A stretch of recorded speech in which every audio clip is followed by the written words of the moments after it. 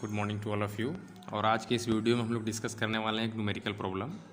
तो आइए देख लीजिए क्या है न्यूमेरिकल और इसे कैसे किस तरीके से सॉल्व किया जाएगा। तो न्यूमेरिकल में लिखा हुआ है an electron falls through a distance of 1.5 centimetre in a uniform electric field of value 2 × 10⁴ newton per coulomb. ये कह रहे हैं कि एक इलेक्ट्रॉन जो कि गिर रहा है, कहाँ से गिर रहा है, डिस्टेंस ऑफ 1.5 सेंटीमीटर किस चीज़ में गिर रहा है, एक यूनिफॉर्म इलेक्ट्रिक फील्ड का जोन है, क्षेत्र है, उसी में इलेक्ट्रॉन 1.5 सेंटीमीटर के डिस्टेंस से गिर रहा है। ठीक है, तो आइए बना लेते हैं हम लोग।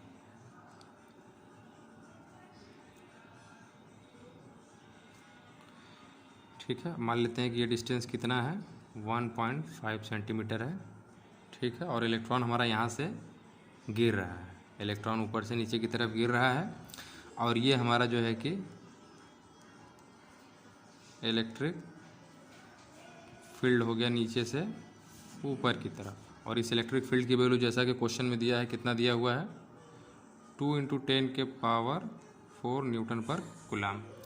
ये तो तीन चीज़ें हमें दी हुई है। अच्छा, अब ये क्या कह रहे हैं, when the direction of the electric field is reversed. ये कह रहे हैं कि जब इलेक्ट्रिक फील्ड के डायरेक्शन को रिवर्स कर दिया जाए, यानी कि नीचे से जो ऊपर की तरफ इलेक्ट्रिक फील्ड है, अगर इसे ऊपर से नीचे की तरफ कर दिया जाए तब उस सिचुएशन में क्या होता है, a proton fall through the same distance. तब ये कह रहे हैं कि तब उस समय इलेक्ट्रॉन न गिर के एक प्रोटॉन गिराया जा रहा है, और डिस्टेंस कितना रख रहे हैं उस समय भी 1.5 सेंटीमीटर ही रख रहे हैं। तो फिर इसके बाद ये कह रहे हैं compare the time of fall in each case. तो ये कह रहे हैं कि इलेक्ट्रॉन या प्रोटॉन को जो दोनों केस बन रहा है, इस केस में इलेक्ट्रॉन गिरा रहे हैं और जब इलेक्ट्रिक फील्ड को रिवर्स कर दे रहे हैं तो प्रोटॉन गिरा रहे हैं। तो भाई यहाँ से इसको यहाँ नीचे गिरने में समय लगेगा। तो ये कह रहे हैं कि दोनों के समय को आप क्या करिए, कंपेयर करिए, यानी कि इलेक्ट्रॉन और प्रोटॉन को यहाँ से 1.5 सेंटीमीटर जो डिस्टेंस गिरने में समय लगेगा, दोनों के समय को क्या करना है, कंट्रास्ट करना है एक दूसरे से। ठीक है, एक दूसरे से कंपेयर करना है। फिर उसके बाद आगे क्या कह रहे हैं, contrast the situation with that of free electron fall under gravity. ये कह रहे हैं कि और इस सिचुएशन को आप उससे भी तुलना करिए कि अगर ये जो आपका सिचुएशन इलेक्ट्रॉन या प्रोटॉन है, या अगर गिरे लेकिन सिचुएशन क्या हो, अंडर फ्री फॉल ग्रेविटी हो। ठीक है, यानी कि इसको ये जो पूरा सिचुएशन है किस में चेंज कर दिया जाए, अंडर ग्रेविटी।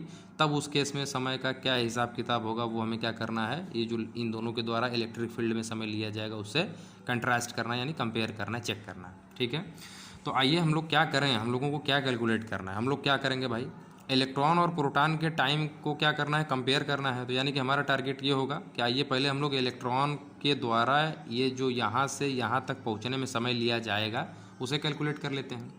तो आप देख रहे हैं इलेक्ट्रॉन यहाँ से चलना मूव किया, इसका मतलब इसकी इनिशियल वेलोसिटी 0 होगी। क्या होगी, 0 होगी। और यहाँ से चल के नीचे पहुँच रहा है तो इसके द्वारा चला गया डिस्टेंस कितना होगा, 1.5 सेंटीमीटर होगा। ठीक है, तो डिस्टेंस इसके द्वारा हमें मिल गया और यहाँ से इसकी इनिशियल वेलोसिटी 0 मिल गई। तो हम लोग कौन सा फार्मूला लगाएं कि हमें जो है कि यहाँ से यहाँ इलेक्ट्रॉन के द्वारा चलने में जो समय लिया जा रहा है वो मिल जाए। तो हम लोग क्या करेंगे, इक्वेशन ऑफ मोशन का इस्तेमाल करेंगे। और किस इक्वेशन ऑफ मोशन का इस्तेमाल करेंगे, y बराबर, या यहाँ पे कुछ लोग लिखते हैं s is equal to ut plus half at²। ठीक है, यस हमारा क्या होता है, डिस्टेंस होता है, u इनिशियल वेलोसिटी होती है, t टाइम होता है, a एक्सेलरेशन होता है। तो अब यहाँ पे डिस्टेंस कितना है भाई, 1.5 सेंटीमीटर है। तो पुट कर दिया हमने, u की वैल्यू क्या होगी, 0 होगी। क्यों 0 होगी, इसलिए 0 होगी क्योंकि इलेक्ट्रॉन यहीं से चलना मूव कर रहा है, तो इसकी इनिशियल वेलोसिटी क्या होगी, 0 होगी। तो यहाँ 0 पुट कर देंगे, इनटू ये टाइम है, प्लस 1/2 at²। ठीक है, अब देखिए यहाँ पे क्या हो जाएगा भाई, 1.5 सेंटीमीटर, इसका 0 का मल्टीप्लाई इसमें होगा तो ये 0 हो गया। और यहाँ पे क्या हो गया, 1/2 at² हो गया। फिर यहाँ से क्या होने वाला है भाई, 2 को इधर भेज देंगे हम लोग, तो 2 × 1.5 सेंटीमीटर बराबर at²। 2 × 1.5 सेंटीमीटर अपॉन इस एक्सेलरेशन को नीचे भेज देंगे बराबर t²। तो यहाँ से t की वैल्यू क्या आने वाली है, दोनों तरफ स्क्वायर रूट ले लेंगे तो ये टर्म किस में चला जाएगा, 2 × 1.5 centimetre upon acceleration is equal to t। भाई यहाँ से समय तो मिल जा रहा है, लेकिन आप देख रहे हैं इसमें एक अननोन टर्म आ गया। क्या आ गया, एक्सेलरेशन आ गया। तो इसका मतलब ये हुआ कि अब हमें किसी भी स्थिति में एक्सेलरेशन को कैलकुलेट करना पड़ेगा। तो एक्सेलरेशन को कैलकुलेट करने के लिए बहुत ही ईजी फार्मूला होता है। हम लोग जानते हैं न्यूटन के सेकंड लॉ से क्या होता है भाई, F इज इक्वल टू हम लोग क्या जानते हैं, ma होता है। तो यहाँ से एक्सेलरेशन की वैल्यू क्या होगी, F/m के बराबर होगी। ए इज इक्वल टू एफ क्या है, फोर्स ऑन द इलेक्ट्रॉन होगा। तो इस इलेक्ट्रॉन के ऊपर फोर्स कितना लगेगा भाई, अगर इसका हमें चार्ज पता हो इलेक्ट्रॉन का क्यू, और किस फील्ड में हो इलेक्ट्रिक फील्ड हमें पता हो, तो इसकी वैल्यू किसके बराबर होती है, F is equal to q E होता है। तो हमने यहाँ क्यू ई पुट कर दिया, और एम क्या है, मास ऑफ द इलेक्ट्रॉन है। तो यहाँ से A is equal to Q charge on electron होता है, इलेक्ट्रॉन के ऊपर कितना चार्ज होता है 1.6 इंटू 10 के पावर माइनस 19 कूलम्ब होता है। और यहाँ पे इलेक्ट्रिक फील्ड हमें दिया हुआ है, कितना दिया हुआ है, इंटू 2 इंटू 10 के पावर 4, और नीचे मास ऑफ द इलेक्ट्रॉन होता है, और इसकी वैल्यू क्या होती है 9.1 इंटू 10 के पावर माइनस 31 kg। जब इसे आप सॉल्व करेंगे पूरा, तो सॉल्व करने के बाद एक्सीलरेशन की वैल्यू क्या आ जाएगी 3.55 इंटू 10 के पावर 15 मीटर पर सेकेंड स्क्वायर।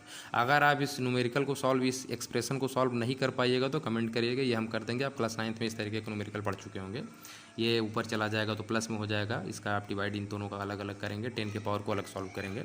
तो एक्सीलरेशन की वैल्यू क्या आएगी भाई 3.55 इंटू 10 के पावर 15 मीटर पर सेकेंड स्क्वायर आ गया है।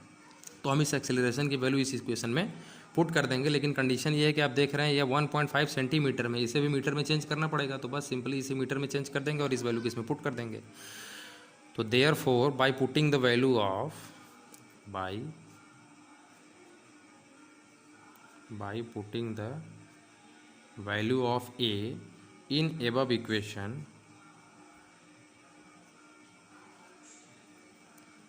we get क्या मिलेगा हमें, T इज इक्वल टू, देखिए रूट ओवर, यहाँ 2 है तो 2 लिख दिया, इंटू 1.5 सेंटीमीटर है, इसे मीटर में चेंज करेंगे तो क्या करना पड़ेगा भाई 10 के पावर माइनस 2 से मल्टीप्लाई करना पड़ेगा, या कहीं 100 से भाग देना पड़ेगा, बात एक ही है। एक्सीलरेशन की वैल्यू क्या है 3.55 इंटू 10 के पावर 15 मीटर पर सेकेंड स्क्वायर। आप जब इसे सॉल्व करेंगे तो टी की वैल्यू आपको क्या मिलने वाली है 2.9 इंटू 10 के पावर माइनस 9 सेकेंड।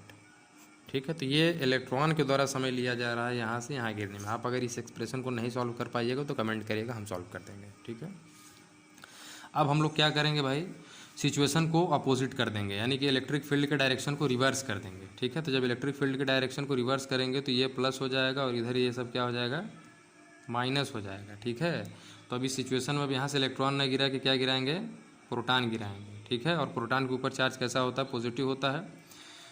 तो देखिए इसको कैलकुलेट करने के लिए हम लोग क्या करेंगे भाई, सेम फार्मूला अप्लाई करेंगे। चूँकि आप जानते हैं कि प्रोटॉन के ऊपर जो चार्ज होता है वो इलेक्ट्रॉनिक चार्ज के बराबर होता है, यानी कि इलेक्ट्रॉन के ऊपर जो चार्ज है, प्रोटॉन के ऊपर चार्ज, इसकी वैल्यू क्या होती है 1.6 इंटू 10 के पावर माइनस 19 कूलम्ब होती है। तो जाहिर सी बात है इलेक्ट्रिक फील्ड सेम है, तो इसके ऊपर भी जो भाई फोर्स लगेगा उसकी वैल्यू किसके बराबर होगी, जो हम लोगों ने भी यहाँ पे कैलकुलेट किया हुआ था, यानी कि F is equal to q E के बराबर होगी। तो इसे याद रखिएगा, हम लोग इसका फिर से यूज करने वाले हैं। तो इसके लिए हम लोग फिर से फार्मूला वही वाला अप्लाई करेंगे, इक्वेशन ऑफ मोशन का। क्या रूल होता है भाई, s is equal to u t plus half a t square. ये जो समय यहाँ पे निकल के आया हुआ है ये किसका टाइम है, इलेक्ट्रॉन कहते हैं, यहाँ पर टी ई लिख देते हैं। ठीक है, कंफ्यूज मत होइएगा। और यहाँ पे ये जो समय है किसका समय आएगा, प्रोटॉन का हम लोग निकाल रहे हैं। तो यस भाई डिस्टेंस सेम है 1.5 सेंटीमीटर है, इसको इस बार हम लोग यहीं से मीटर में लिखते हैं। ठीक है, यू टी है, यहाँ पे भी भाई प्रोटॉन का क्या होगा, इनिशियल वेलोसिटी 0 होगा। तो इनिशियल वेलोसिटी 0 होने का मतलब यू की वैल्यू क्या पुट कर देंगे, 0 पुट कर देंगे। तो 0 इंटू टी की वैल्यू हमें नहीं पता है, प्लस 1/8 स्क्वायर। ठीक है, 1.5 इंटू 10 के पावर माइनस 2 मीटर हो गया, बराबर ये टी का मल्टीप्लाई 0 में होगा तो 0 1/2 AT स्क्वायर हो गया। 2 एक इधर भेज देंगे तो 2 का मल्टीप्लाई इधर होगा, 2 इंटू 1.5 इंटू 10 के पावर माइनस 2 मीटर, और ये ए नीचे आ जाएगा, बराबर में टी स्क्वायर आ जाएगा। दोनों तरफ स्क्वायर रूट ले लेंगे तो क्या मिलेगा हमें 2 इंटू 1.5 इंटू 10 के पावर माइनस 2 मीटर बाई ए बराबर टी। इसका हमने क्या ले लिया था, इसका इधर से स्क्वायर रूट लिए थे, तो ये टी स्क्वायर है तो ये किस में हो जाएगा, टी में चेंज हो जाएगा। ये किसका टाइम है भाई, टाइम ऑफ प्रोटॉन। ठीक है, किसका टाइम है, टाइम ऑफ प्रोटॉन है। एक्सीलरेशन की अगर हम लोग बात करें तो जो प्रोटॉन का मास होता है वो थोड़ा सा अलग होता है, थोड़ा सा इलेक्ट्रॉन से ज़्यादा होता है, तो इसके एक्सीलरेशन में चेंजेस आ जाएंगे। क्या एक्सीलरेशन में चेंजेस आएंगे, आइए चेक करके सॉल्व किया जाए। तो न्यूटन के सेकंड लॉ से हम लोग पढ़ चुके हैं, यह बराबर क्या होता है, एम ए होता है। यहाँ से ए इज इक्वल टू क्या होगा भाई, एफ अपॉन एम होगा। फोर्स की वैल्यू हम लोग कैलकुलेट कर चुके हैं, क्या है, क्यू ई अपॉन एम है। तो ए इज इक्वल टू क्यू की वैल्यू क्या है, सेम है 1.6 इंटू 10 के पावर माइनस 19 कूलाम है। और इलेक्ट्रॉन की वैल्यू क्या है, सॉरी इलेक्ट्रिक फील्ड की वैल्यू क्या है, 2 इंटू 10 के पावर 4 यहाँ हमने पुट कर दिया। और नीचे मास ऑफ द प्रोटॉन क्या होता है, ये आपको पता होना चाहिए, 1.67 इंटू 10 के पावर माइनस 27 kg होता है, ठीक है, जो कि इलेक्ट्रॉन के मास से ज़्यादा होता है। तो आप इसे जब सॉल्व करेंगे तो आप एक्सेलरेशन की वैल्यू आएगी 1.92 इंटू 10 के पावर 12 मीटर पर सेकेंड स्क्वायर। ये एक्सेलरेशन की वैल्यू हम लोग क्या करेंगे, इस इक्वेशन में पुट कर देंगे तो हमें टाइम ऑफ प्रोटॉन मिल जाएगा। तो जैसे पुट करेंगे देखिए क्या हो जाएगा, √2 इंटू 1.5 इंटू 10 के पावर माइनस 2 अपॉन एक्सेलरेशन की वैल्यू क्या है 1.92, आप यहाँ से देख सकते हैं 10 के पावर 12 मीटर पर सेकेंड स्क्वायर, ठीक है।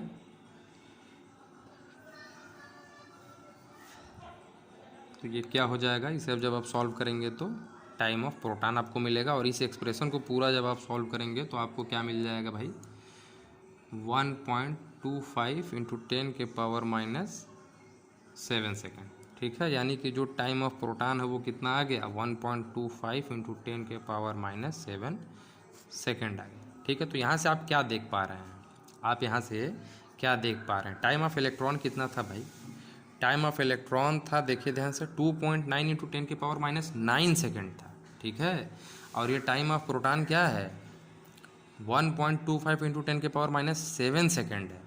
तो 10 के पावर माइनस 7 बड़ा है कि 10 के पावर माइनस 9 बड़ा है, तो जाहिर सी बात है 10 के पावर माइनस 7 बड़ा है, यानी कि जो प्रोटॉन के द्वारा समय लिया जाएगा वो ज़्यादा है, यानी कि इसका टाइम लैकिंग थोड़ा सा बढ़ जा रहा है, ठीक है। तो हम लोग क्या करेंगे, दोनों का रेशियो निकाल देते हैं, ठीक है, T1/T2। तो T1 हमारा क्या है, टाइम ऑफ इलेक्ट्रॉन, और T2 क्या है, टाइम ऑफ प्रोटॉन। तो टाइम ऑफ इलेक्ट्रॉन कितना था भाई, 2.9 इंटू 10 के पावर माइनस 9 सेकेंड था। और टाइम ऑफ प्रोटॉन कितना है, 1.25 इंटू 10 के पावर माइनस 7। इसे आप सॉल्व करिए तो इसकी वैल्यू क्या आ जाएगी भाई, 2.3 इंटू 10 के पावर माइनस 2 सेकेंड।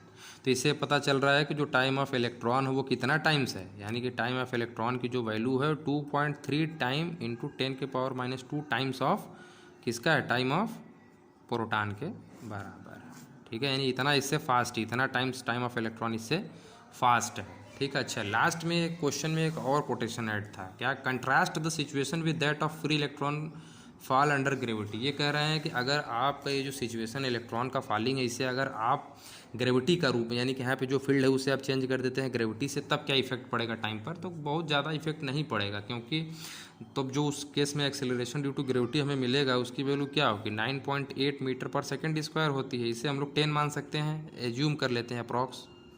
तो 10 मीटर पर सेकेंड स्क्वायर है, तो इसे हम लोग 10 के पावर +1 मीटर पर सेकेंड स्क्वायर कंसीडर कर सकते हैं। अब ये इस एक्सेलरेशन को देखिए, और जो इलेक्ट्रॉन का एक्सेलरेशन आपने यहाँ पे कैलकुलेट किया था 3.55 इंटू 10 के पावर 15 मीटर पर सेकेंड स्क्वायर, दोनों में क्या है, बहुत ज़्यादा अंतर है। तो अब कहाँ ये एक है, ये इसका 15 गुना है। और प्रोटॉन से अगर आप कंपेयर करेंगे तो प्रोटॉन का जो एक्सेलरेशन आपने कैलकुलेट किया 10 के पावर 12 है, ये तो हम लोग छोड़ ही दे रहे हैं, 10 के पावर 12, ये 12 गुना इससे बड़ा है। तो 12 गुना 15 गुना अगर बड़ा है कोई चीज़ एक दूसरे से, तो हम लोग इसे नेगलेक्ट कर सकते हैं। तो ये जो फ्री फॉल अंडर ग्रेविटी का कंडीशन है, ये इसके कंपेयर में क्या है, नेग्लिजिबल है, ठीक है। ये आपका न्यूमेरिकल कंप्लीट हो गया।